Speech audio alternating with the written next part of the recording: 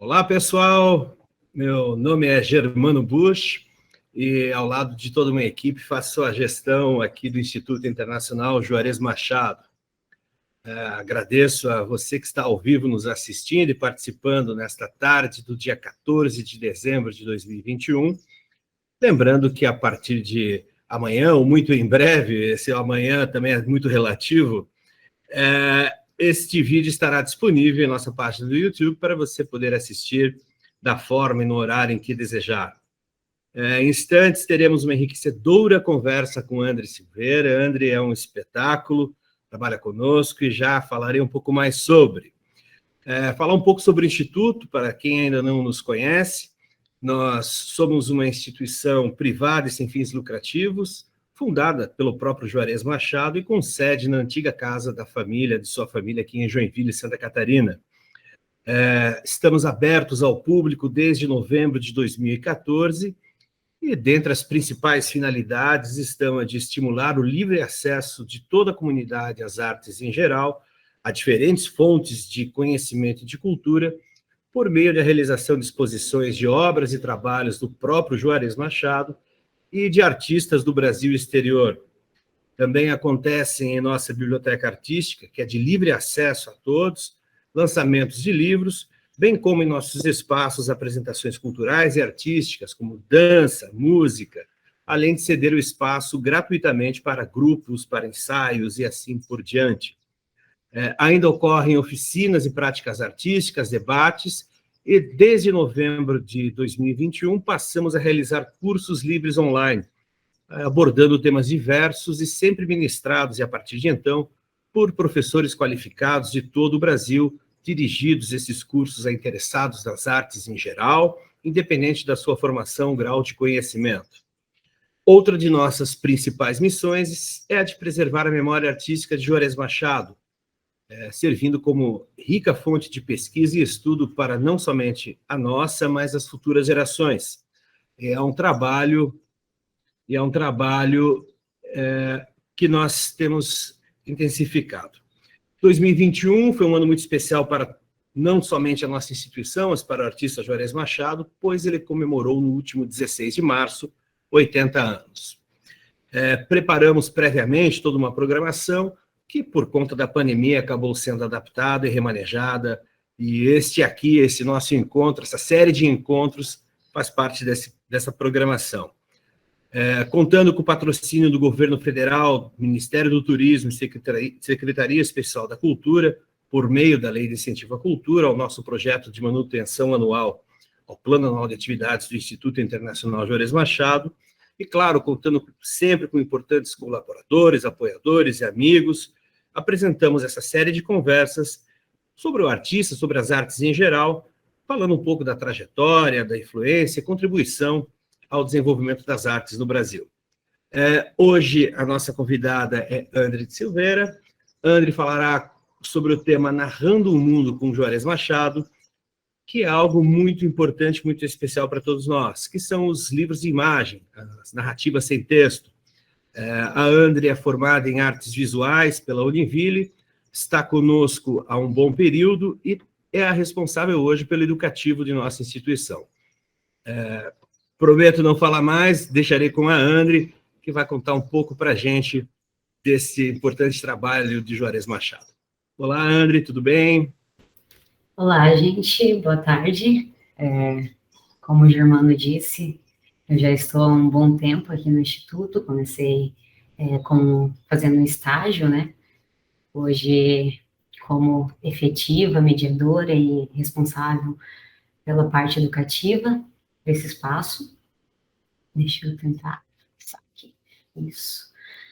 E hoje eu vou falar sobre as narrativas sem texto do Juarez Machado. Ele produziu alguns livros aí que contam toda uma história só a partir de imagens. Quando eu comecei, como eu gosto do visual, eu trouxe uma apresentação para a gente, acho que é mais fácil de compreender assim. Então, quando eu começar a apresentação, eu não vou mais vê-los. Mas Eu preciso que Germano me confirme que vai estar tudo certo, ok, Germano? Vai estar aparecendo certinho para vocês. Só um minutinho. Agora vocês estão vendo minha tela, provavelmente.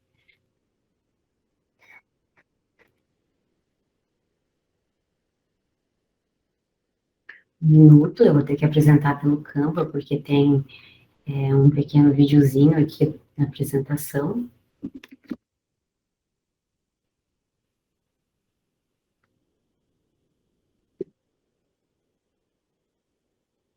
Só um minutinho. Aí. Tá aparecendo certinho para vocês? Germano?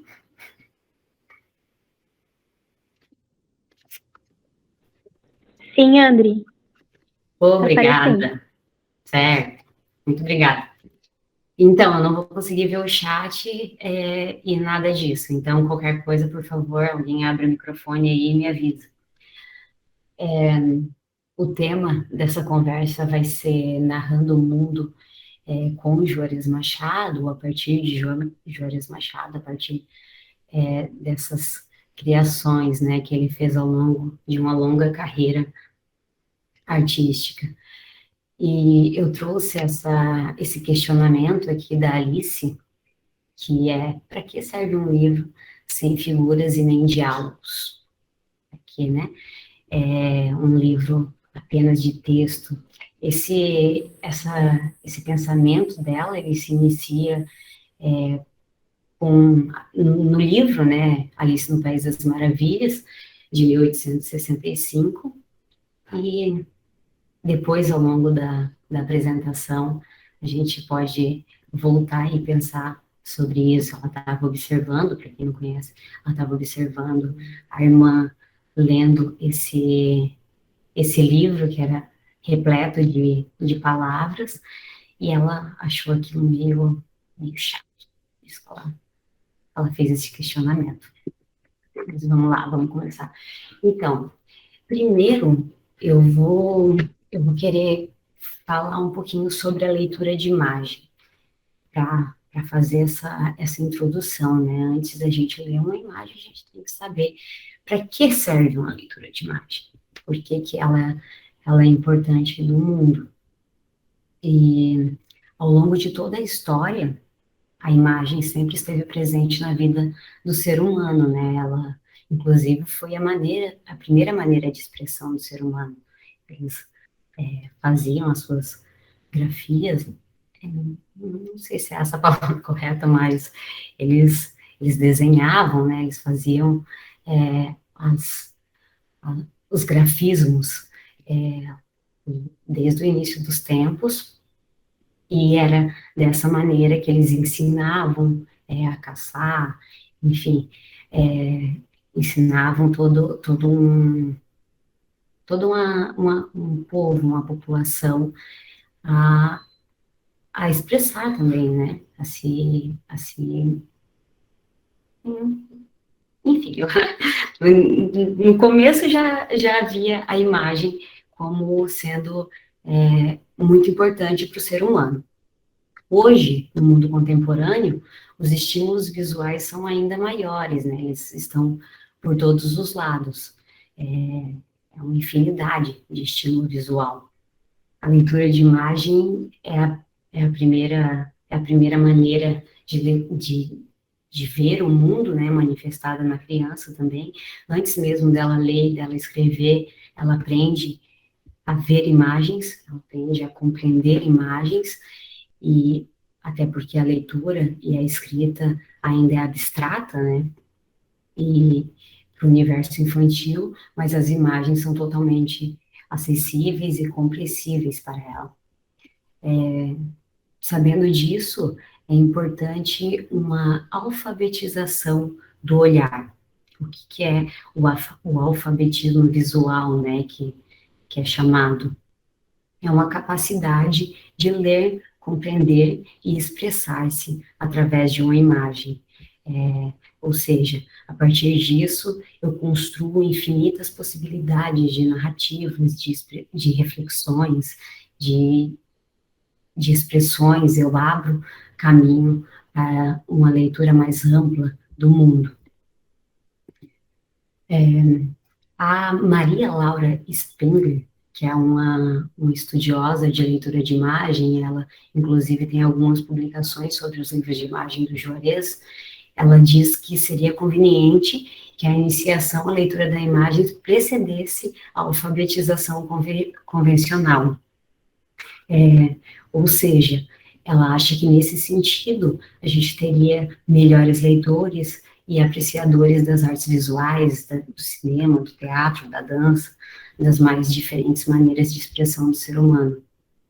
O que faz muito sentido, né? Porque mesmo que você não leia, você não escreva, a criança já consegue observar uma obra, por exemplo, no museu, e ela vai estar acessível, mesmo se ela, sem que ela consiga falar ainda, ela já está observando e já está refletindo sobre aquela imagem. A Marilda Castanha, que é uma ilustradora e escritora, ela tem alguns livros de imagens também, ela tem uma frase que é espetacular e que eu trouxe aqui para a gente pensar um pouquinho também. A imagem seduz e consegue fascinar pessoas de culturas e vivências diferentes. Sem as barreiras da língua, o entendimento da imagem se torna universal, porque o idioma da imagem é a própria imagem. Isso chega a ser poético, né? Mas é muito real, é muito verdadeiro. Se você for numa exposição que está acontecendo, enfim, no Japão, por exemplo, para você chegar lá na exposição, talvez você tenha que ter um pouquinho do idioma ou do inglês, enfim. Mas a partir do momento que você entra na sala expositiva e você tem acesso a uma obra de arte, você vai conseguir apreciá-la sem que você saiba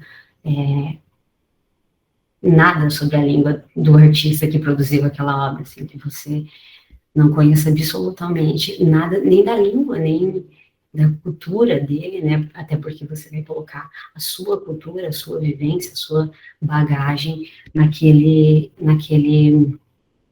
naquela visualização da imagem que você vai fazer. Mas a leitura visual, ela não se restringe também a decodificar esses elementos narrativos e simbólicos que estão na imagem. Ela também possui ritmo, contraste, dinamismo, direção e características que nem podem ser traduzidas em palavra. Por exemplo, como eu posso explicar isso?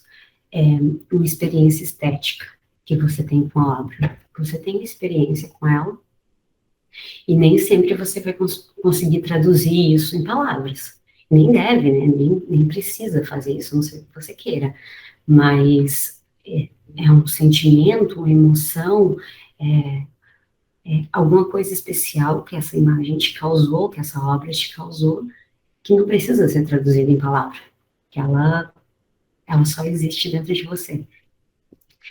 E a leitura de imagem, ela é fundamental, a gente agora está sabendo disso, que ela é fundamental para o desenvolvimento cognitivo também, afinal, quanto mais eu consigo interpretar a imagem, mais fácil eu vou me desenvolver no mundo. Ela é fundamental também para a imaginação, e principalmente para o leitor infantil, né, que estimula esse olhar curioso, esse olhar aperfeiçoado do mundo. E quem tem curiosidade, questiona. Quem tem curiosidade, pesquisa. Quem tem curiosidade, pergunta. Quem tem curiosidade, se torna autônomo no seu processo de conhecimento. Eu trouxe aqui também alguns processos que norteiam a leitura de imagem, que são esses processos. Aqui no Instituto, a gente realiza algumas ações educativas com crianças, adolescentes, adultos, não importa a faixa etária. essa abordagem, ela pode ser utilizada com qualquer indivíduo de qualquer idade. Nessas ações educativas, a gente sempre utiliza o Imagine What do Robert William Watt. O que é o Imagine What? O Imagine What é uma abordagem de leitura de imagem, criada pelo educador, né, pelo Watt, que facilita, que norteia o educador para chegar no objetivo que ele deseja a partir da leitura de imagem. Esse processo tem algumas etapas. Na primeira, na verdade, é um aquecimento, ela não chega a ser uma etapa, que é o touch watching, um aquecimento para que aconteça a atuação e a performance da obra de arte, para a obra de arte, né, para que o indivíduo consiga perceber e compreender essa natureza das obras de arte. Esse método é muito utilizado em museus, por isso que a gente usa, né, mas ele é um caminho também para fazer uma leitura de imagem mais aprofundada de um livro, por exemplo, como é o nosso tema hoje. Então, na etapa do aquecimento, o que a gente faz? Normalmente a gente faz jogos teatrais, a gente faz brincadeiras, a gente pode escutar uma música, a gente pode declamar um poema, uma poesia, realizar um movimento que tem respostas sensoriais. Tudo é bem-vindo para que possa afinar, tocar, sensibilizar aquele indivíduo para que ele se prepare para uma leitura de imagem. É quebrar o gelo, A criança ou o adolescente não vai chegar num espaço de museu, que normalmente já é um espaço intimidador para eles, né? Ela não vai chegar e você vai dar uma obra de arte, analisa isso aqui para mim, o que você está vendo, o que você sente, o que você... Ela não vai interagir se você não quebrar esse gelo antes, sabe? É importante que aconteça esse processo do touch watching, porque ele faz com que o indivíduo se abra para essa performance que ele vai realizar. Para que a obra não fique estática ali, né? Para que tenha essa troca, digamos assim. Então, você realiza o que você quiser. A gente já fez dança, a gente já fez alongamento, que, tipo, é uma coisa que parece até boba, né? Mas, gente, eu garanto, eles se soltam muito e eles ficam muito mais abertos a tudo que você vai falar depois que você faz essas brincadeiras, ou essa dança, esse alongamento, enfim, escuta uma música com eles. E a partir disso, daí sim, vêm as etapas. Mas o que eu gostaria de dizer sobre essas etapas é que elas não são estáticas e nem rígidas. Elas são sugestões que o Robert Watt dá para a gente, para que a gente possa alcançar esse objetivo de fazer com que a criança, o indivíduo, perceba e compreenda a obra de arte. Mas ela pode ser adaptada de acordo com a sua proposta de atividade. Pode e deve ser adaptada, né? Então, nem sempre a gente faz certinho dessa maneira que está aqui, mas a gente sempre utiliza essa abordagem. A primeira etapa se chama descrevendo. E como eu coloquei aqui, essa etapa ela possibilita que a arte fale primeiro ao indivíduo. O que isso significa? Significa que a gente vai observar os aspectos formais da obra. O que está nítido, né? Um primeiro olhar, digamos assim.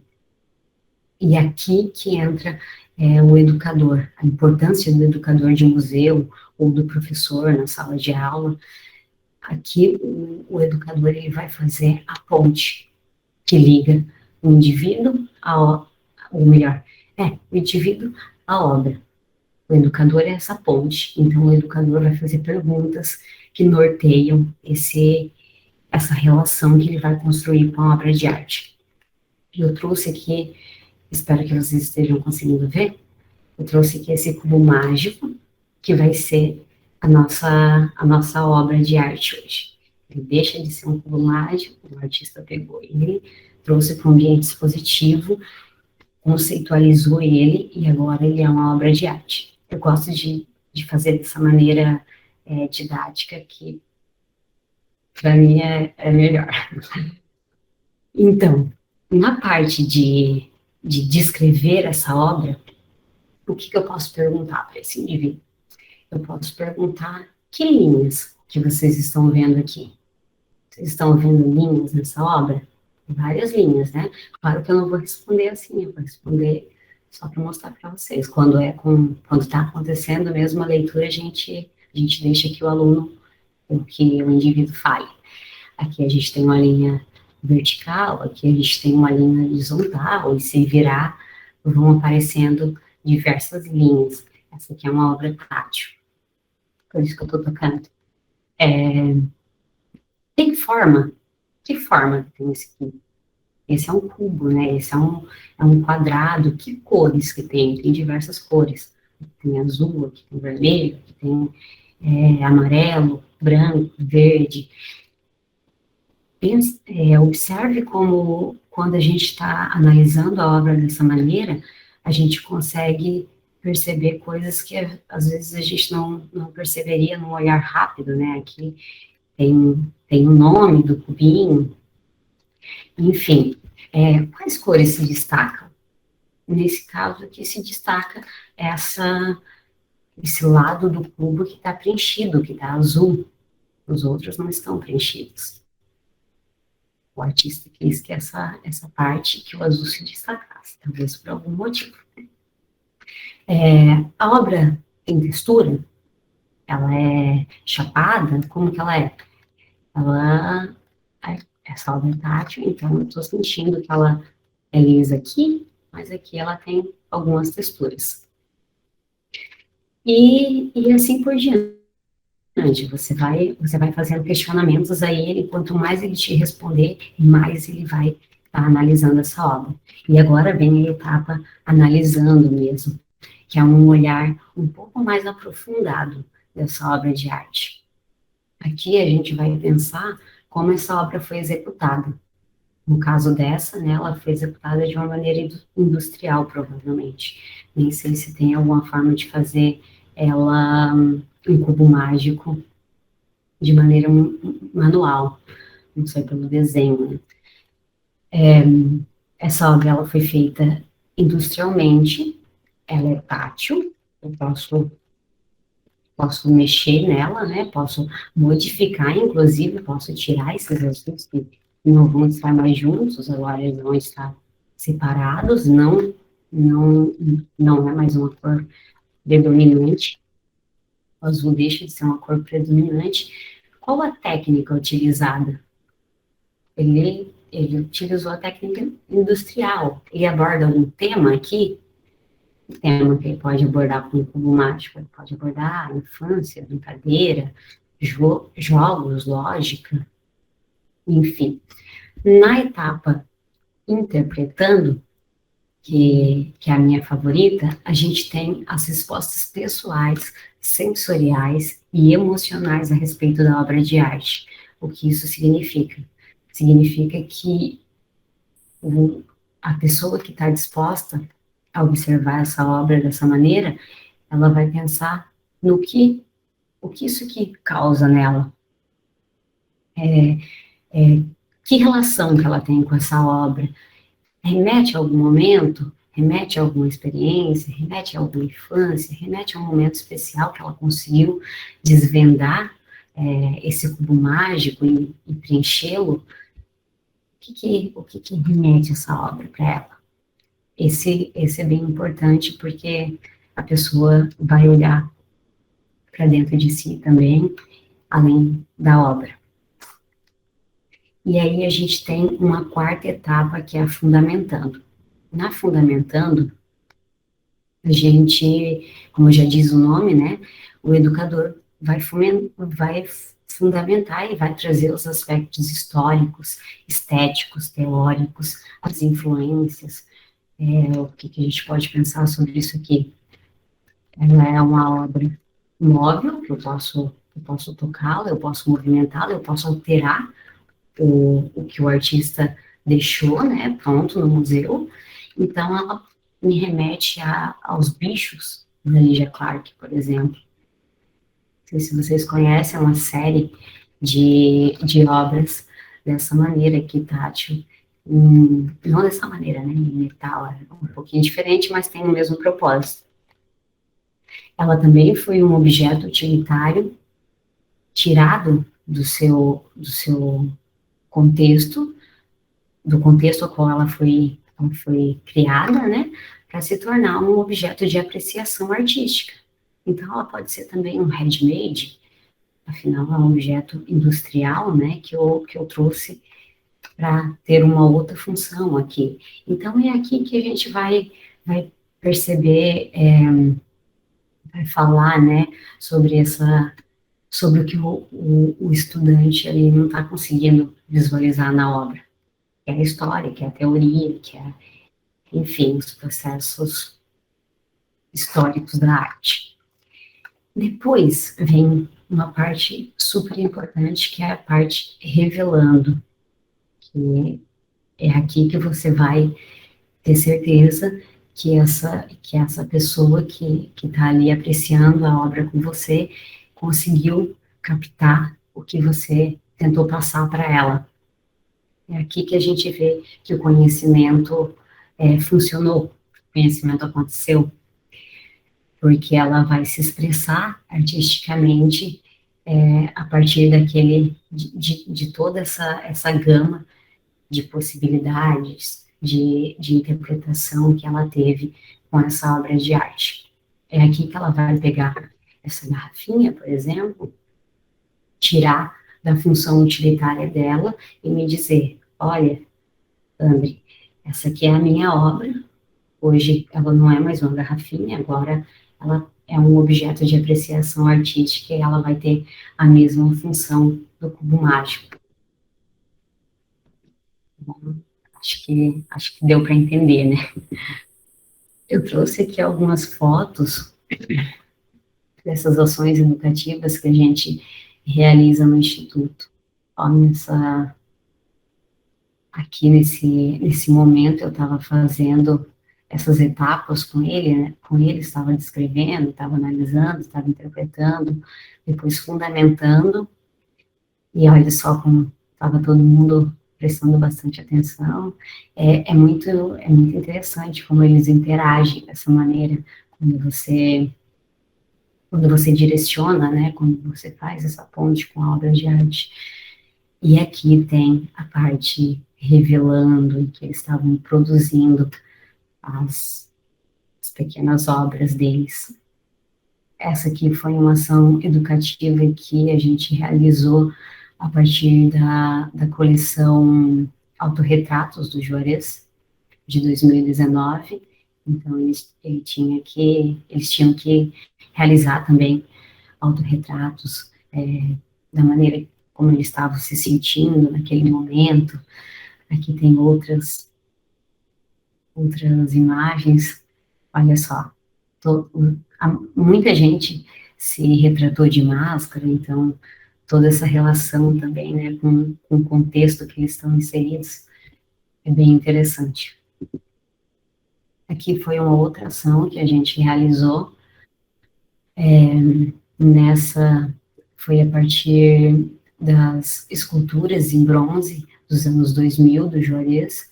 Essas esculturas podiam ser tocadas, então eu até pedia para que eles fechassem os olhos e sentissem a obra apenas com a mão, porque é uma outra maneira de você se relacionar, né, de você sentir, e também te desconecta um pouco do entorno, e você acaba prestando mais atenção em todas essas texturas e, enfim, tudo isso que você está sentindo.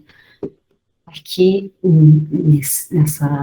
nessas fotos em que aparecem as mãozinhas deles, eles estavam fazendo uma dança, que era o aquecimento, né? Olha só, mãozinha solta, mãozinha leve, que elas estavam se tocando também.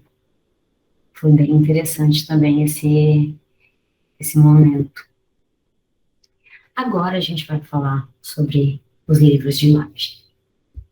Então, a literatura, como qualquer obra de arte, é um conjunto de signos que constrói uma narrativa, certo? Os livros de imagem, em especial, possuem uma gama de possibilidades de interpretação e também imensas possibilidades de utilização de maneira didática. O uso dela na sala de aula, nas instituições, nos museus, é de extrema importância, principalmente quando se trata de criança, né, na infância, porque estimula o encorajamento, a capacidade criativa, a capacidade reflexiva que eles têm. E Juarez Machado foi pioneiro na construção dessas narrativas visuais para crianças. O artista foi o primeiro a realizar um livro só de imagens no país, que foi O Limite, publicado em 1970, e depois, em 1975, ele publicou também O Domingo de Manhã e O Ida e Volta. O Ida e Volta, em especial, foi um livro muito aclamado pela crítica, ele recebeu várias premiações, foi publicado na Alemanha, na Holanda, na França, na Itália e no Japão, onde recebeu o prêmio Nakamoyo Prize de melhor livro infantil. Aqui eu trouxe as capas, né, do Limite e do Ida e Volta. Aqui, algumas páginas do Ida e Volta. Ida e Volta, para quem não conhece, é um livro em que tem um personagem misterioso que não aparece apenas as pegadas dele, e você vai mergulhando naquela história, naquela narrativa, a partir dos lugares em que ele vai passando. Aqui, ó, a gente percebe que ele parou aqui na frente, talvez tenha pego um chapéu, saiu, foi numa banca, ali tá faltando uma florzinha, será que ele comprou uma flor para alguém? Quem que é esse personagem? Um homem, uma mulher? Ele quis presentear alguém? Ou ele simplesmente pegou aquela flor desse homem que estava lendo um jornal e não prestou atenção nele? Aqui eu trouxe outros livros, né, o Domingo de Manhã, o Emoções e o Mistério, da página 19, Juarez tem vários livros de imagem, eu trouxe só alguns, porque senão a gente ficaria a tarde inteira falando sobre isso. E aqui as premiações que esses livros receberam, né, principalmente o Ida e Volta. O Juarez foi o primeiro a ganhar um prêmio de melhor livro infantil pela Fundação Nacional para o Livro Infantil e Juvenil, que é a FNLJ. É uma tradicional premiação literária brasileira, e todo esse vanguardismo que ele teve em construir essas narrativas foi importantíssimo para que esse gênero literário se firmasse no país, sem contar que o Ida e Volta é considerado pela crítica um dos melhores livros de narrativa visual já publicados. Aqui eu trouxe uma frase do artista sobre esses livros, né? Ele fala que uma palavra tem vários sentidos, a interpretação de cada um é de uma maneira, dependendo da cultura, da vivência, dos traumas, das vergonhas e de cada um. Isso a gente utiliza para tudo, né? Na leitura de imagem, na arte, cada um vai interpretar esse cubo de uma maneira diferente. Eu nunca vou conseguir interpretar igual você, e você nunca vai conseguir interpretar igual a mim, porque somos pessoas diferentes, com vivências diferentes, com culturas diferentes, com traumas diferentes, com vergonhas diferentes. Enfim, gosto muito dessa frase dele. E Juarez explicou também que em 1975, quando o Ida e Volta foi publicado, ele realizava um trabalho voluntário com crianças e adolescentes carentes. Nesse contexto, ele fazia várias atividades de teatro, de mímica, de desenho, para que os psicólogos pudessem realizar o trabalho terapêutico numa clínica de psicanálise do Rio de Janeiro. Esse trabalho foi um grande incentivador, né, esse trabalho voluntário, foi um grande incentivador para que ele publicasse o livro Ida e Volta, e percebeu, né, a importância dessas imagens para as crianças. E assim também como os quadros de mímica que ele realizava no Fantástico, que tem tudo a ver com a leitura de imagem também. Para quem não conhece, eu trouxe aqui um takezinho, na verdade é um GIF, de um desses momentos no Fantástico, aquele caracterizado, né? E aqui ele criando uma imagem e interagindo com ela, que é mais interessante ainda que um livro, né? Porque é só um pedacinho. Se alguém tiver curiosidade, não viu ainda, você pode acessar no YouTube mesmo. É só pesquisar Juarez Machado, Fantástico, que lá tem alguns vídeos dele fazendo esses trabalhos. E para finalizar, eu trouxe também o Nonsense, que é um livro super importante e que tem grande relação com esse trabalho com o trabalho do Fantástico, com o trabalho dos livros também de imagens com narrativas infantis que ele realizou. Ele possui o mesmo nome do quadro do Fantástico, que se chamava Nonsense, na década de 70, e o Nonsense, na verdade, foi toda uma fase na carreira artística do Juarez. Ele produziu telas, ele produziu desenhos, charges, cartoons, ilustrações, livros, entre outros trabalhos. Este livro possui, na maior parte dele, narrativas visuais, né, com algumas exceções em que aparecem frases e diálogos, mas é bem exceção mesmo, a maioria é nesse formato aqui. Aqui mais algumas imagens. Esse é um livro que eu brinco que é mais para adulto, né, porque, brinco não, é verdade, porque são imagens mais complexas, digamos assim. Aqui, por exemplo, são coisinhas um pouquinho mais complexas do que esses livros que ele fez especialmente para crianças.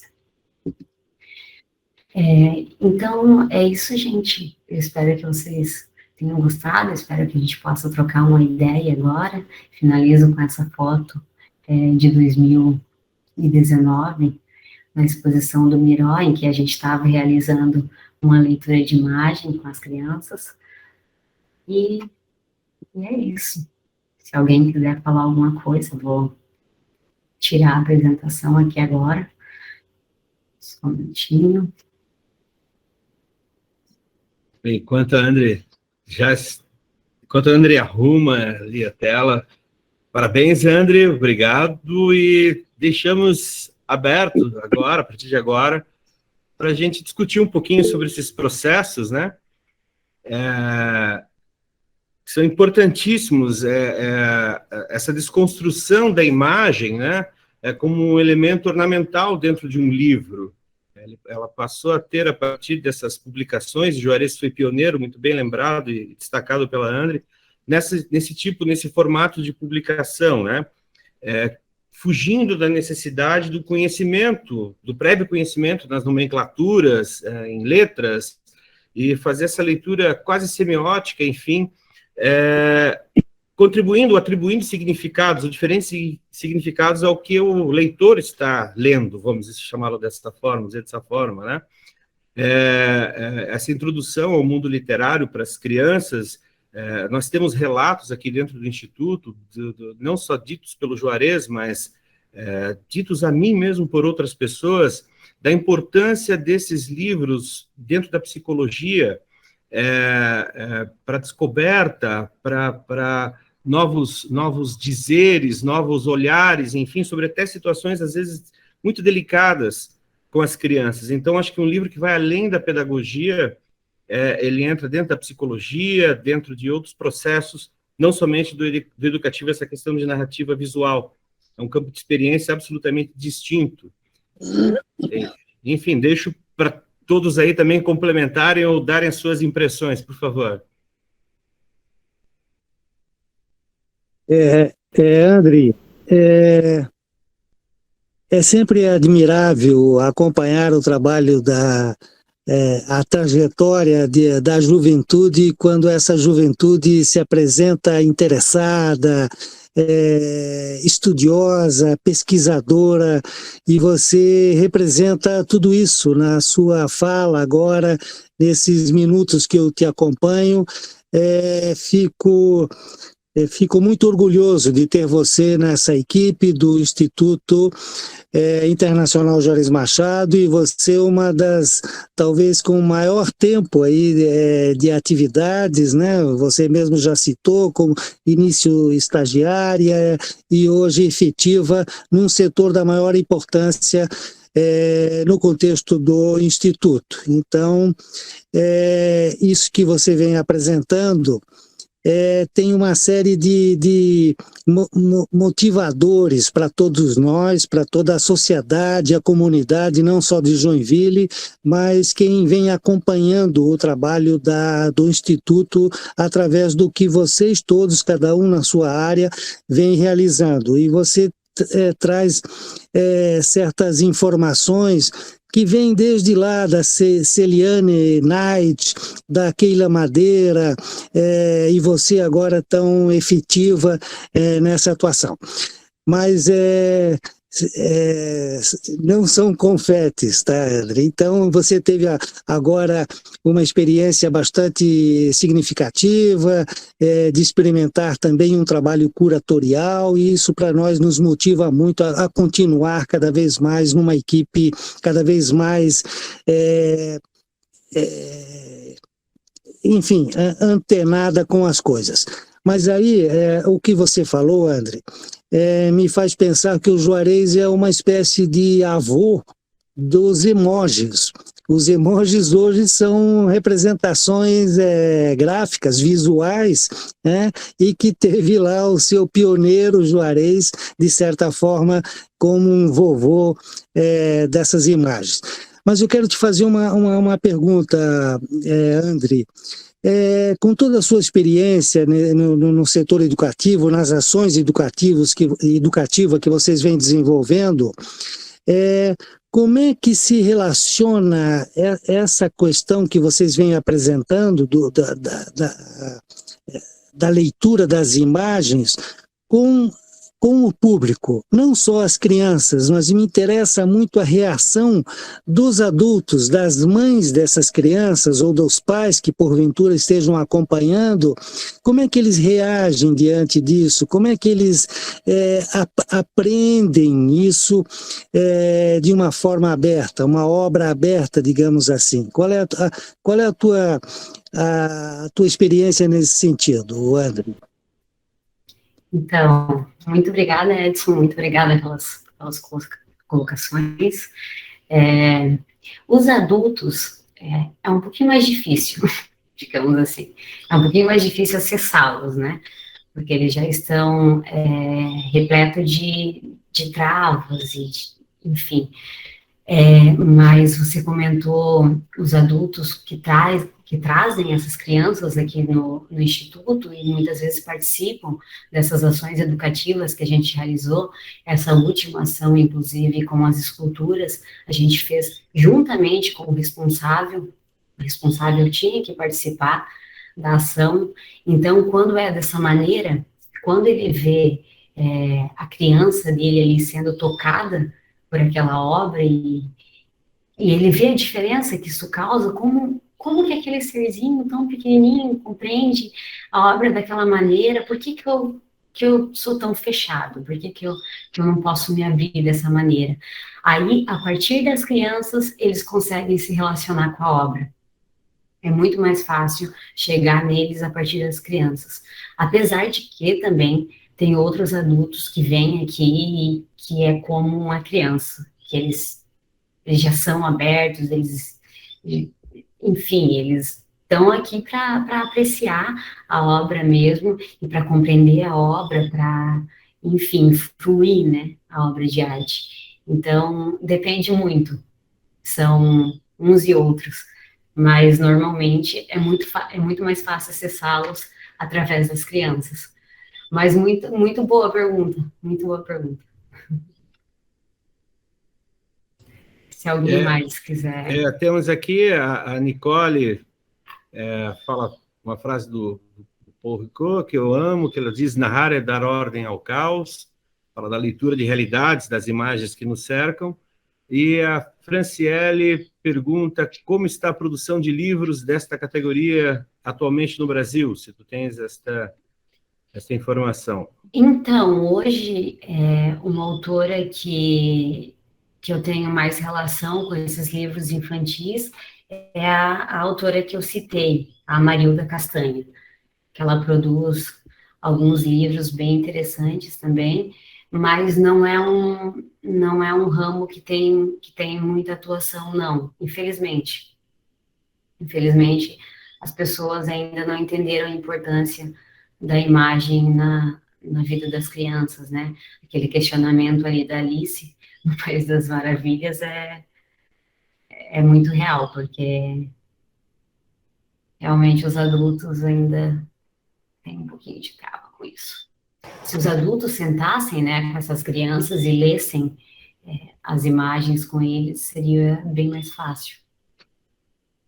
Eu falei agora há pouco ali da questão da semiótica e também dentro daquilo que o próprio Edson comentou, enfim, essa questão do atribuir o significado às imagens, né?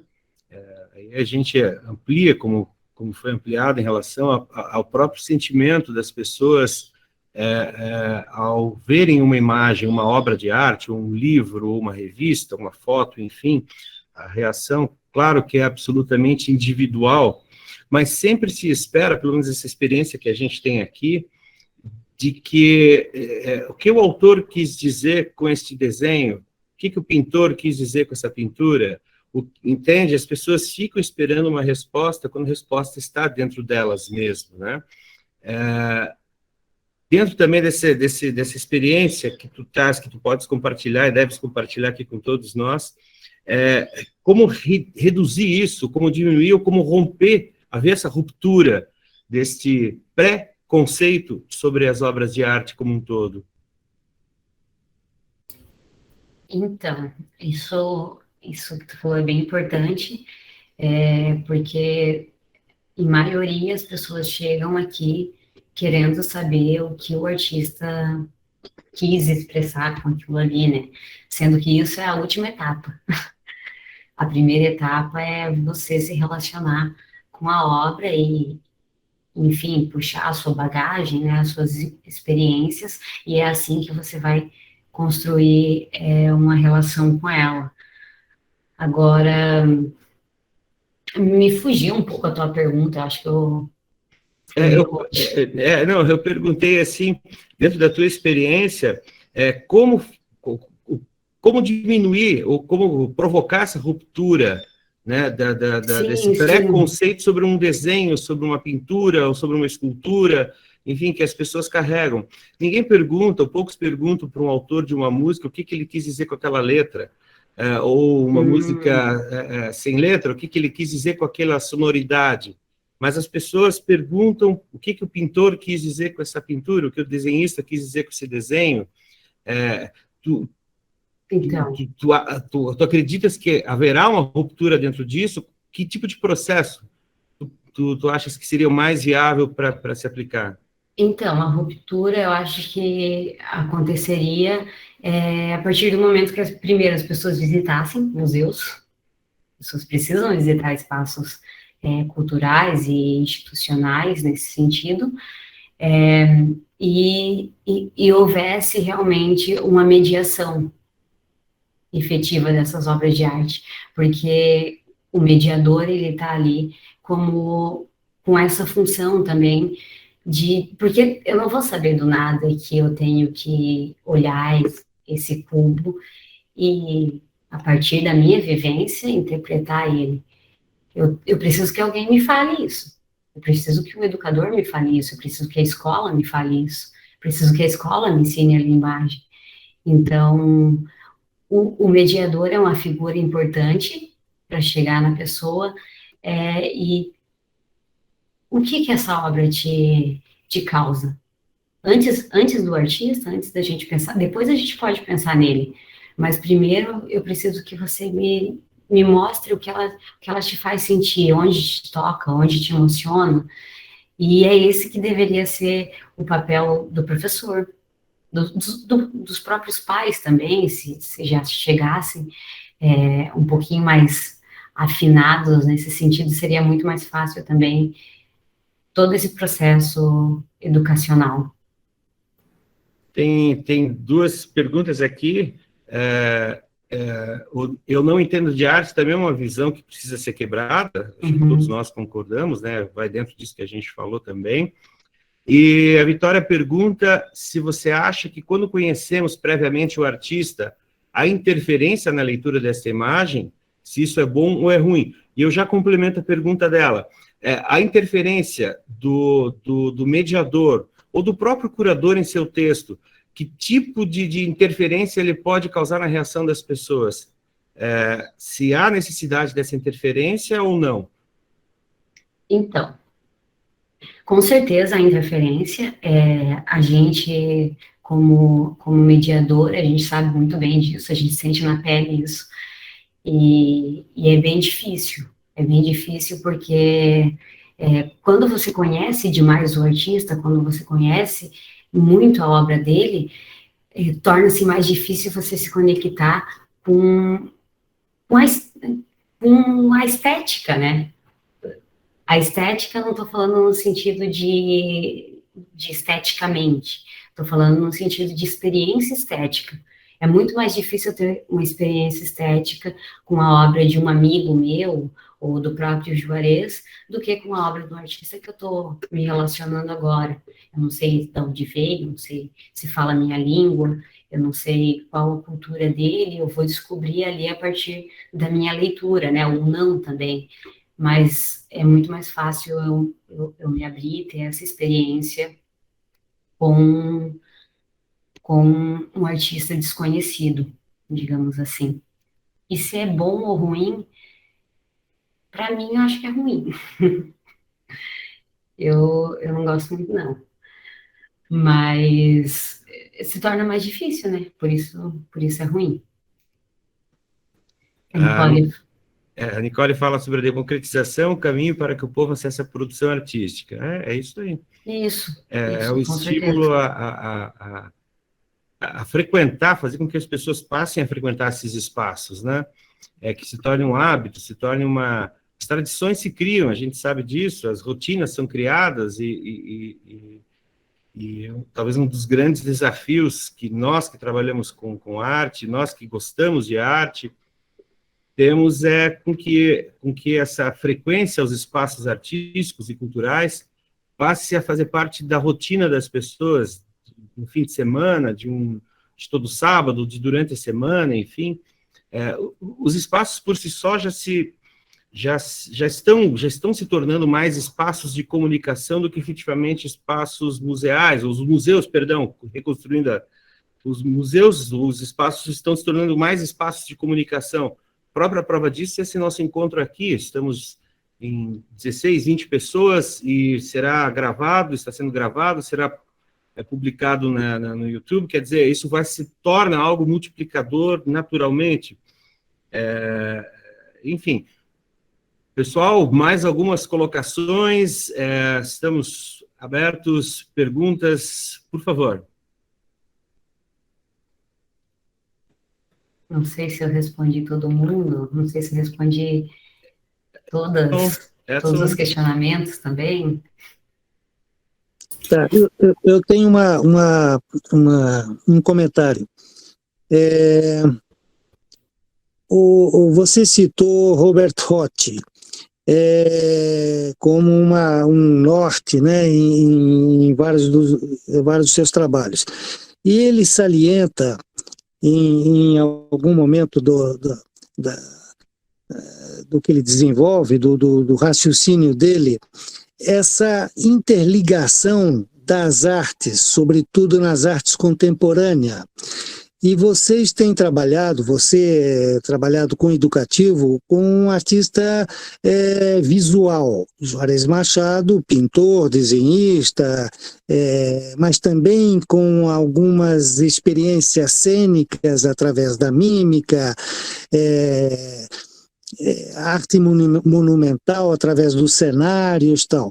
E o Roth destaca essa, falta a minha palavra, não é interligação, mas a ligação com as artes visuais, com a música, com a dança, com o teatro. Quer dizer, não há mais limites hoje nesse contexto, na arte contemporânea. Você, desde a performance até a instalação, né? Qual a sua proposta, qual a proposta do educativo com relação a isso, Juarez, nesse contexto contemporâneo, né, das conexões de música, dança, teatro, as artes cênicas em geral, André? Então, a gente sempre tenta trazer esse artista multifacetado, né? Nas nossas ações educativas, a gente sempre, inclusive, teve uma proposta educativa que a gente realizou, agora, acho que foi em 2019, que iniciou a pandemia e a gente não conseguiu concluí-la, infelizmente, não conseguiu executar, na verdade. A proposta já estava toda pronta, e ela só não aconteceu para o público. Mas nessa proposta, a gente queria unir e mostrar justamente isso, um artista multifacetado que tem o óleo sobre tela, tem o desenho, tem as esculturas, tem a mímica no Fantástico, tem toda essa atuação, e durante as ações educativas, a proposta era que os participantes experimentassem todos esses caminhos que o artista percorreu ao longo desses quase 70, podemos dizer, né, 70 anos de carreira dele. E então o intuito era fazer vídeo performance, fazer foto performance, fazer também trabalhos com desenho, com modelagem, com pintura, e assim mostrar que esse artista joinvilense, que é nosso, está no mundo, né? E o público, o nosso público joinvilense, muitas vezes não conhece todo esse caminho que ele percorreu, os livros de imagem mesmo, é um exemplo disso. As pessoas quase não reconhecem, e se você não reconhece, se você não conhece, é muito mais difícil você se identificar com o que é teu, né? Juarez Machado é nosso, e é do mundo, mas é um motivo aí para a gente se orgulhar. Respondi a tua pergunta? Muito legal. André, pessoal, se alguém quiser fazer mais algum comentário, por favor, alguma pergunta, a gente vai encaminhando. Então, eu queria fazer um comentário, porque, vendo toda a palestra, eu percebi o quanto passa batido a importância dessa narrativa visual dentro e fora das instituições de arte, né? A gente acaba deixando de enxergar o quanto isso se reflete no nosso dia a dia, nas nossas emoções, quando a gente enxerga ali, a partir do que eu sinto, né? O que eu sinto quando vejo isso, o que eu sinto quando tento analisar isso tudo que eu estou vendo. E eu penso que se a gente tivesse tido esse estímulo desde criança, se a gente tivesse criado esse hábito desde pequenos, né? Como isso seria refletido na nossa sociedade e de uma forma muito mais libertadora, mais aberta, de uma imaginação mais livre, imaginação de uma criança. E, enfim, eu penso isso, né? Enquanto uma pessoa que se sente um pouco limitada também. E a palestra foi incrível. E é isso. Só um comentário. Eu acho muito legal. Obrigado, Tereza. Tu sabes que isso, foi dito, acho que pelo Juarez mesmo, se não foi pelo Juarez, mas foi alguém próximo, o Edson, talvez. Nós temos um hábito de, na infância, corrigir as crianças, né? Eu quero dizer o seguinte, ela vai pintar a roupa da Mônica, que é o personagem do Maurício de Souza, de azul ou de amarelo, a gente corrige, não, o vestido dela é vermelho. Vai pintar o céu de verde, não, o céu é azul, ou o sol de qualquer outra cor. Então, a gente tem esse hábito de corrigir e limitar a capacidade criativa das crianças desde cedo. Eu lembro que a primeira coisa, e a coisa que mais me marca dentro de uma sala de aula, são os professores, copie do quadro, copie a lição, copie. Né? Isso é limitador, né?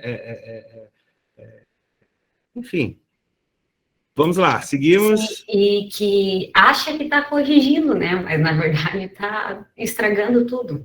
Está estragando tudo, porque já é uma poda, o não já é muito complicado na infância. É melhor que você tente falar de uma maneira que não use tanto não. Não usa tanto não. Estou usando não para falar para não usar não.